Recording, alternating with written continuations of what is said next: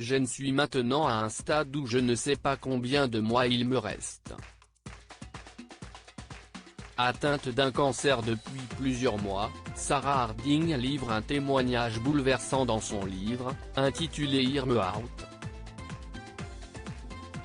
En 2020, la chanteuse qui s'était fait connaître au début du millénaire a annoncé à ses fans souffrir d'un cancer du sein qui s'était propagé à sa colonne vertébrale. Après avoir subi de longs mois de chimiothérapie et de radiothérapie, l'artiste a été éloignée des établissements de santé à cause de la pandémie de coronavirus. En décembre, mon médecin m'a dit que le prochain Noël serait probablement mon dernier. Je ne veux pas connaître de pronostic exact.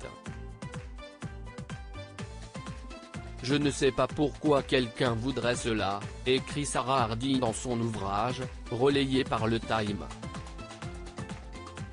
Ce qui est important pour moi aujourd'hui, c'est simplement de me sentir bien. J'essaie de vivre et de profiter de chaque seconde de ma vie, aussi longue soit-elle. Je prends un verre de vin ou deux pendant tout cela, car cela m'aide à me détendre, a continué la chanteuse de 39 ans. Je suis sûr que certaines personnes pourraient penser que ce n'est pas une bonne idée, mais je veux essayer de m'amuser.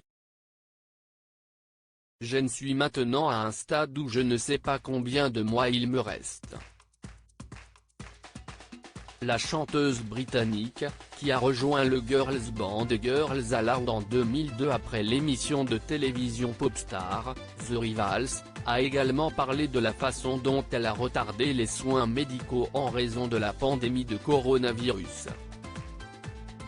Après avoir remarqué une bosse douloureuse sur sa poitrine, Sarah Harding a pris un grand nombre d'analgésiques pour atténuer la douleur. Un jour, je me suis réveillée en réalisant que j'avais été dans le déni, écrit-elle. Sarah Harding veut profiter de ses proches. Oui, il y a eu un confinement.